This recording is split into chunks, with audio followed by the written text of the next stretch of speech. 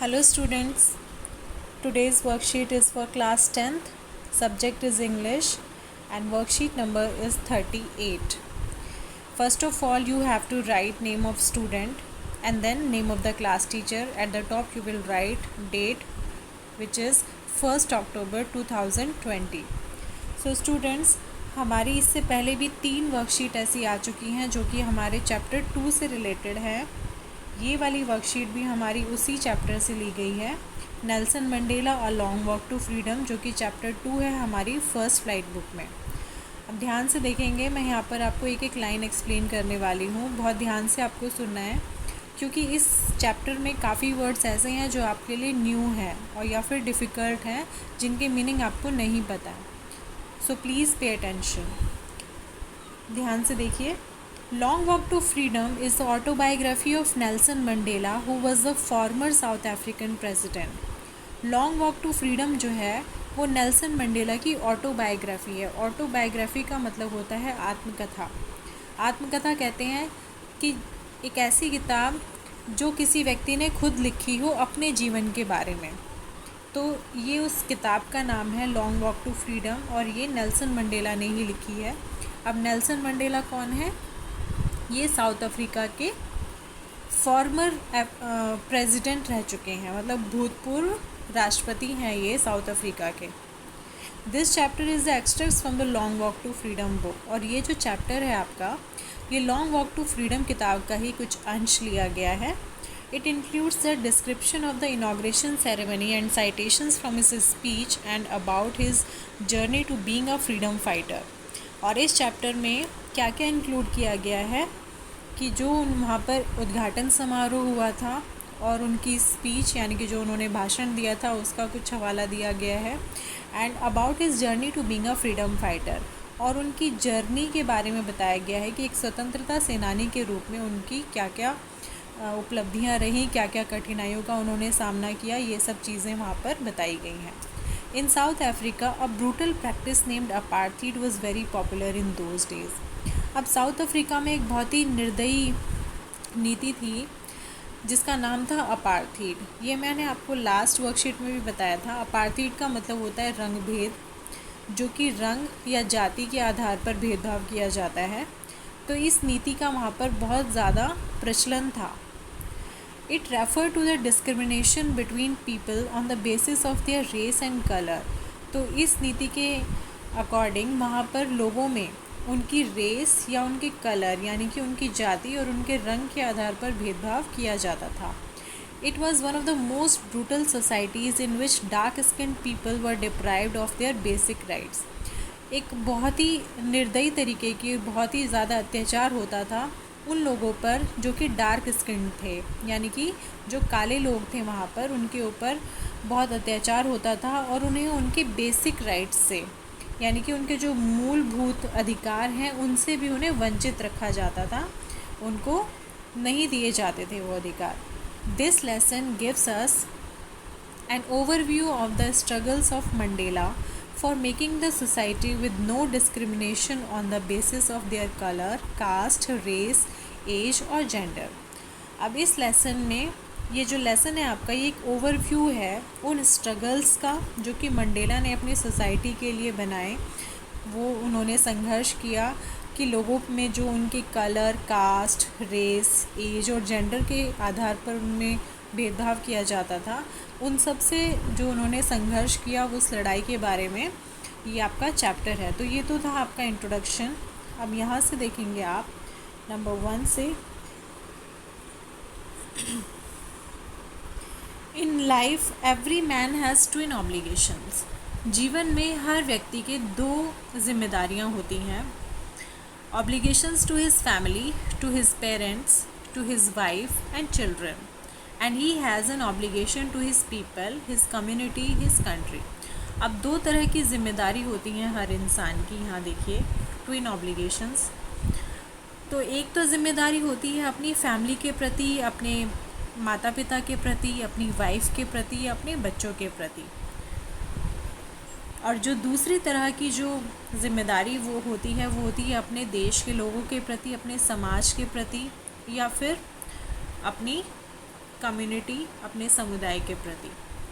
In a civil and humane society, each man is able to fulfill those obligations according to his own inclinations and abilities.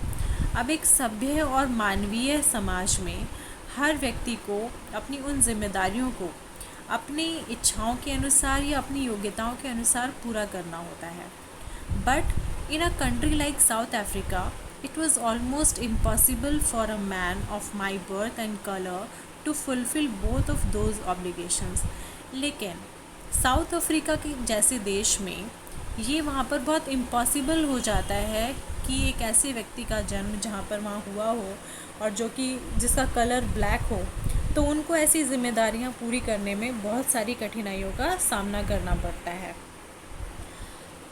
In South Africa, a man of color who was attempted to live as a human being was punished and isolated. अब south Africa में क्या होता है, जो व्यक्ति होता है अपने हिसाब से अगर वो जीवन जीना चाहे तो उसको पनिश कर दिया जाता है या उसको आइसोलेट कर दिया जाता है, उसको अकेला छोड़ दिया जाता है। अब यहाँ पर देखिए सेकंड वाला part, I was born free in every way that I could know. मैं जब पैदा हुआ मैं फ्री पैदा हुआ था, पहले मैं किसी बेड़ियों में नहीं जकड़ा हुआ था। और जैसा कि मुझे याद है कि मैं हर फील्ड में हर तरीके से मैं फ्री था। Free to run in the fields near my mother's hut, मैं फ्री था उन खेतों में दौड़ने के लिए जो मेरी माँ के घर के पास थे। Free to swim in the clear stream that ran through my village, मैं उन नदियों में स्विमिंग करने के लिए बहुत ज़्यादा फ्री था जो कि मेरे गांव के रास्ते से होकर गुज़रती थी। Free to roast mealies under the stars and ride the both broad backs of slow moving bulls, और मैं फ्री था अपना खाना खुद पकाने के लिए स्टार्स के नीचे। मैं फ्री था उन स्लो मूविंग बुल्स की जो बड़ी बैक होती है उनके पीछे बैठकर उन पर राइड करने के लिए मैं फ्री था।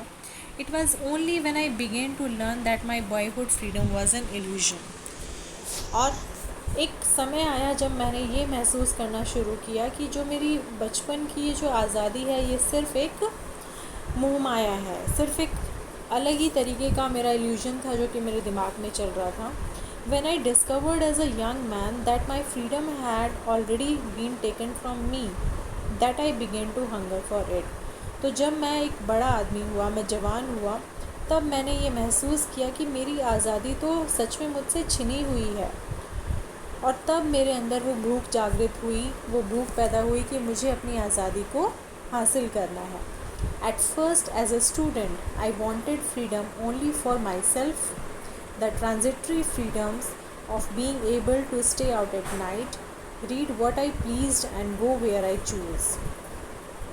अब बचपन में जब मैं एक स्टूडेंट था तो मैं कैसी आज़ादी चाहता था कि जो सिर्फ मुझसे रिलेटेड हो, एक ऐसी क्षणिक आज़ादी होती थी जैसे कि मुझे रात में घर से बाहर रहना है, या जो मैं चाहता हूँ मुझे सिर्फ वो पढ़ना है, या जहाँ मैं जाना चाहता हूँ सिर्फ वहीं मुझे जाना है। इस तरह की आज़ादियाँ चाहती थी जो कि आप जैसे आप लोग स्टूडेंट लाइफ में हो तो जैसे आपकी आज़ादियाँ होती हैं कि मुझे फ्रेंड के घर जाने की आज़ादी हो, मुझे पिकनिक पर जाने की आज़ादी हो, मुझे बाहर घूमने फिरने की आज़ादी हो, तो यही होती हैं बचपन में।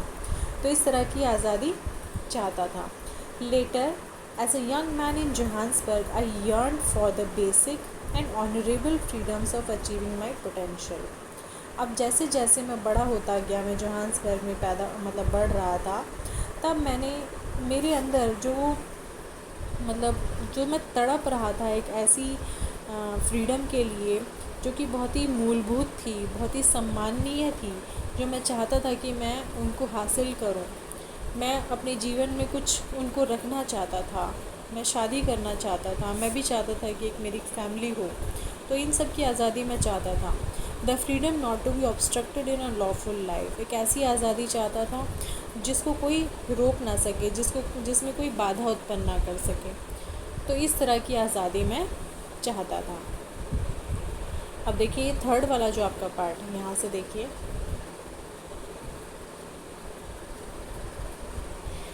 But then I slowly saw that it was not just my freedom that was curtailed। लेकिन धीरे धीरे मुझे ये एहसास हुआ और मैंने देखा कि ये सिर्फ मेरी आज़ादी नहीं है जो मुझसे छिनी हुई है, जो कम की गई है, but the freedom of everyone who looked like I did. लेकिन ये हर किसी की आज़ादी छीनी हुई है जो कि मेरे जैसा दिखाई देता है, यानी कि जो ब्लैक है उसकी आज़ादी उससे छीनी हुई है।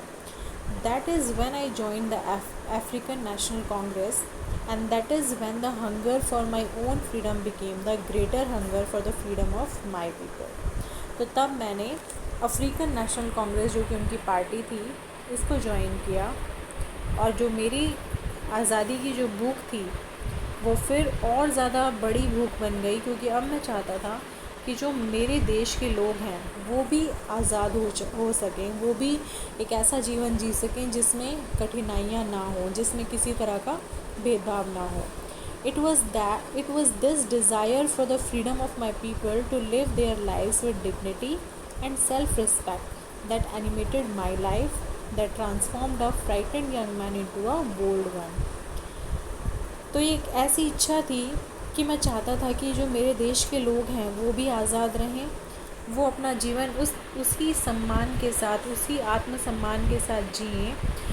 तो ये जो आज़ादी थी और इस भूख ने मुझ जैसे, अब यहाँ पर देखिए, मुझ जैसे फ्राइटेंड यंग मैन को, जो कि बहुत डरता था, डरपोक था, उसको एक बोल्ड इंसान बना दिया, एक बहादुर इंसान जो कि अब किसी से नहीं डरता था। That drove a law abiding attorney to became a criminal. और एक कानून का पाबंद जो कि कानून को मानता था, लॉ अबाइडिंग का मतलब होता है कानून को मानने वाला, तो एक लॉ अबाइडिंग प्रतिनिधि को एक क्रिमिनल बना दिया। मतलब कि अब मैं क्रिमिनल की तरह काम कर रहा था। That turned a family loving husband into a man without a home. और इसने क्या कर दिया कि एक फैमिली लविंग हस्बैंड को, जो कि एक अपने परिवार से प्यार करता है, एक ऐसे हस्बैंड को एक ऐसा इंसान बना दिया जो कि अब विदाउट अ होम था, जो कि अब बेघर होके घूम रहा था। That forced a life loving man to live like a monk. उसने क्या फोर्स किया कि एक ऐसे जीवन को छोड़ के जिसमें मैं अपने परिवार के साथ खुश रह सकता था, मैं एक भिक्षु बन के रह रहा था। मतलब मैं सड़कों पर घूम रहा था अपने देश की आज़ादी के लिए। I am no more virtuous or self-sacrificing than the next man, but I found that I could not even enjoy the poor and limited freedom। मैं उतना वर्चुअस का मतलब होता है बच्चों, उतना गुणी, उतना सदाचारी मैं नहीं था, या उतना सेल्फ सेक्रीफाइसिंग मैं नहीं था जितना कि बाकी लोग होते हैं। लेकिन मैंने ये पाया कि मुझे लिमिटेड जो फ्रीडम मिली हुई थी, कि हमें एक लिमिटेड आज़ादियाँ जो मिली हुई हैं और जो हम गरीबी का जीवन जी रहे हैं, मैं वैसी आज़ादी अपने लिए नहीं चाहता था। I was allowed when I knew my people were not free. और ये आज़ादी मैं तभी इस तरीके का जीवन जी सकूँगा जब मेरे देश के लोग फ्री होंगे, और जब तक वो फ्री नहीं है तो मैं इस तरीके का जीवन नहीं जी सकता। Freedom is indivisible. The chains on any one of my people were the chains on all of them. The chains of all of my people were the chains on me. Freedom is indivisible. अब स्वतंत्रता जो होती है, आज़ादी जो होती है, उसको बांटा नहीं जा सकता। जो लोगों के अंदर, मतलब जो लोगों में बेड़ियाँ लगी हुई थी, जो मेरे देश के लोगों में इतना ज़्यादा अत्याचार हो रहा था, तो वो सारी चेन्स अब मैंने ये महसूस किया कि वो बेड़ियाँ अब मेरे ऊपर लगी हुई हैं। मैंने उनके दुख को अपना दुख समझा। I knew that the oppressor must be liberated just as surely as oppressed. तो मैंने ये जाना कि जो ऑपरेसर होता है, ऑपरेसर यानी कि जो दूसरों पर अत्याचार करता है, यहाँ देखिए ये वर्ड आया है oppressor.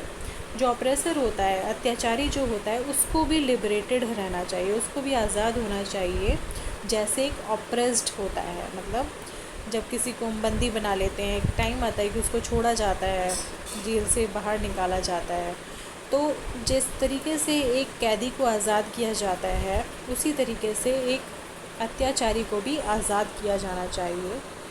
The man who takes away another man's freedom is a prisoner of hatred.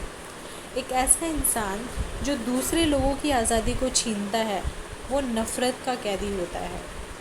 मतलब जो खुद ही ऐसे लोगों की आज़ादी छीन रहा है, जो लोग आज़ाद रहना चाहते हैं, तो उसका मन कितना संकीर्ण होगा, कितना नैरो माइंडेड होगा।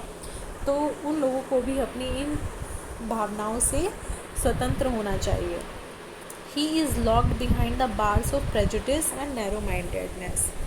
अब वो जो व्यक्ति है, जो ऑप्रेसर है, वो कैसी बेड़ियों में जकड़ा हुआ है? प्रेजुडिस का मतलब वो पक्षपात करना, लोगों के साथ भेदभाव करना, हानियाँ पहुँचाना, ठीक है। तो प्रेजुडिस और नैरो माइंडेडनेस, जिनकी संकीर्ण विचारधारा होती है, जिनकी विचार ज़्यादा खुले हुए नहीं होते, ऐसी बार्स में, बार्स होता है बच्चों जो कैद खाना होता है, मतलब बेड़ियाँ जो होती हैं उसमें। तो यानी कि वो कहाँ पर लॉक्ड है? प्रेजुडिस और नैरो माइंडेडनेस की बेड़ियों के बीच। The oppressed and the oppressor alike are robbed of their humanity. तो अत्याचार करने वाला और अत्याचार सहने वाला दोनों ही ह्यूमैनिटी को रॉब कर रहे हैं, ह्यूमैनिटी को लूट रहे हैं, यानी कि मानवता को ख़त्म कर रहे हैं। तो बच्चों ये तो था आपका चैप्टर। अब इससे रिलेटेड आप नीचे देखिए, यहाँ पर कुछ क्वेश्चंस दिए हुए हैं। ये क्वेश्चंस मैं आपको रीड करके समझा रही हूँ, इनके आंसर्स आपको ऊपर दिए गए पैसेज में से ही मिल जाएंगे। तो देखिए, फर्स्ट क्वेश्चन है, what are the obligations that every man has in life. एक इंसान के जीवन में कौन कौन सी जिम्मेदारियाँ होती हैं। तो ये क्वेश्चन आया था, आप देख सकते हैं आंसर ऊपर से। अब देखिए सेकंड है, why was it impossible for a man of Mandela's birth and colour to discharge his obligation. अब सेकंड क्वेश्चन में कहा गया है कि जिस तरीके से जैसे मंडेला का जन्म या उनका कलर के आधार पर बाकी लोगों के साथ भी भेदभाव होता था, तो इस तरह के व्यक्ति के लिए अपनी जिम्मेदारियों को पूरा करना कैसे असंभव है, क्यों असंभव है कि इस तरह का व्यक्ति अपने ऑब्लिगेशंस को पूरा नहीं कर सकता। थर्ड क्वेश्चन है, what kind of freedom did Mandela yearn for as a man. कि मंडेला किस तरह की आज़ादी के लिए तड़प रहे थे, कैसी आज़ादी चाहिए थी उन्हें। फिर क्वेश्चन नंबर 4 आता है, why did Mandela join the African national Congress. Mandela ने अफ्रीकन नेशनल कांग्रेस को क्यों ज्वाइन किया। Fifth question, why did Mandela say that freedom was indivisible. Mandela ने ऐसा क्यों कहा कि जो फ्रीडम होती है उसको विभाजित नहीं किया जा सकता। Question number 6, does Mandela think the oppressor is free, why और वाई नॉट। क्या मंडेला ऐसा सोचते हैं कि जो अत्याचारी होता है वो फ्री होता है, अपने दिमाग से फ्री है वो, क्यों, अगर ऐसा है तो क्यों, और अगर ऐसा नहीं है तो क्यों नहीं। तो आपको इसका आंसर लिखना है। फिर आता है question number 7, find out the word from the passage which means. आप देखिए नीचे कुछ ऑप्शंस दिए हुए हैं ब्रैकेट्स में। अब यहाँ पे आपको सेम मीनिंग वाले वर्ड्स, जिन्हें हम इंग्लिश में सिनोनिम्स कहते हैं, ठीक है, सिमिलर मीनिंग जिनका होता है, तो आपको वो वर्ड्स नीचे ब्रैकेट में से ढूंढ के लिखने हैं। फर्स्ट वर्ड है ड्यूटी। ड्यूटी का मतलब कर्तव्य, जिम्मेदारियाँ। तो एक वर्ड आया था हमारा इसमें ऑब्लिगेशन, तो यहाँ पर यह आ जाएगा। बी है टेंडेंसी। टेंडेंसी का मतलब होता है झुकाव या प्रवृत्ति, तो ये वर्ड आया था इंक्लिनेशंस, इससे मैच होता है ये। इंक्लिनेशंस का मतलब भी झुकाव, इच्छा या मर्जी होता है। थर्ड है सी वाला पार्ट, टेम्परेरी। टेम्परेरी का मतलब क्षणिक, जो ज़्यादा टाइम तक नहीं रहता है, अस्थायी जो होता है, तो ये वर्ड मैच करता है ट्रांजिटरी से, इसका मतलब भी क्षणिक होता है, थोड़े टाइम के लिए। अनरियलिटी, डी है अनरियलिटी। अनरियलिटी का मतलब जो कि रियल नहीं है, तो यानी कि सिर्फ एक दिखावा होता है, मोह माया होती है, तो ये वर्ड रिलेटेड है इल्यूजन से। फिर ई है राइटियस। अब राइटियस का मतलब जो सही काम करता है, सदाचारी जो होता है, अच्छे काम करने वाला, तो इसका मीनिंग होगा वर्चुअस। एफ है प्री कंसीव्ड आइडिया, जो अपने मन में पहले से ही कुछ विचारधाराएं बना के रखता है, तो ये होते हैं प्रेजुडिस। ठीक है बच्चों, तो ये तो थे आपके 7 क्वेश्चंस। अब नीचे है 8 क्वेश्चन, देखिए अब इसमें क्या बताया गया है। In groups over the phone, discuss the issues suggested in the box below and prepare a speech on following topic. अब आपको ग्रुप्स में, और ग्रुप में आप कैसे बात करेंगे, फ़ोन पर ही आपको बात करनी है क्योंकि हम बाहर नहीं जाते हैं, हम फ्रेंड से नहीं मिलते हैं आजकल। तो आपको फ़ोन पर ही डिस्कस करना है कि एक स्पीच आपको तैयार करनी है और टॉपिक दिया हुआ है true liberty is freedom from poverty, deprivation and all forms of discrimination. जो सच्ची आज़ादी होती है वो कैसी आज़ादी होती है? गरीबी से, कमियों से, मतलब जो हानियाँ होती हैं, किसी से कुछ छीन लिया जाता है, और हर तरीके का भेदभाव, मतलब इन सब चीज़ों से अगर किसी व्यक्ति को आज़ाद कर दिया जाए तो वो ट्रू आज़ादी कहलाती है, ट्रू लिबर्टी कहलाती है। तो इस टॉपिक के ऊपर आपको एक ऐसे लिखना है, एक स्पीच तैयार करनी है। फिर आप चाहें तो नीचे जो बॉक्स दिया हुआ है यहाँ पर आप इसमें से हिंट ले सकते हैं। देखिए, causes of poverty and means of overcoming it. तो आपको किस तरीके से करना है? सबसे पहले आप पॉवर्टी के यानी कि गरीबी के कारण लिखेंगे और फिर मीन्स ऑफ ओवरकमिंग इट, और उससे उबर पाने के तरीके लिखेंगे कि कैसे उसको ख़त्म किया जा सकता है। फिर एक पॉइंट आएगा discrimination based on gender, religion, class etcetera. आप उसमें और पॉइंट क्या डाल सकते हैं कि जो जेंडर, रिलीजन, क्लास के आधार पर भेदभाव किया जाता है। और लास्ट वाला जो ऑप्शन है वो होगा कॉन्स्टिट्यूशनली गारंटीड ह्यूमन राइट्स, कि जो संवैधानिक जो मानवीय अधिकार हैं, मानवीय जो कर्तव्य हैं, उनके बारे में आपको उसमें बताना है कि संविधान के द्वारा हमें कौन कौन से मानव के अधिकार और मानविक कर्तव्य प्रदान किए गए हैं। मूलभूत जो हमारे अधिकार और कर्तव्य होते हैं उनके बारे में संविधान से हमें किस किस को प्राथमिकता दी गई है, तो इसके बारे में आप वहाँ पर मेंशन कर सकते हैं। तो बच्चों, ये थी आपकी वर्कशीट। आई होप आपको समझ आया होगा। मैंने आपको सब कुछ एक्सप्लेन किया है इसमें एक एक लाइन। तो बहुत ध्यान से आप सारे क्वेश्चंस रीड करेंगे और इनके आंसर्स अपनी कॉपी में लिखकर सबमिट करेंगे। Thank you.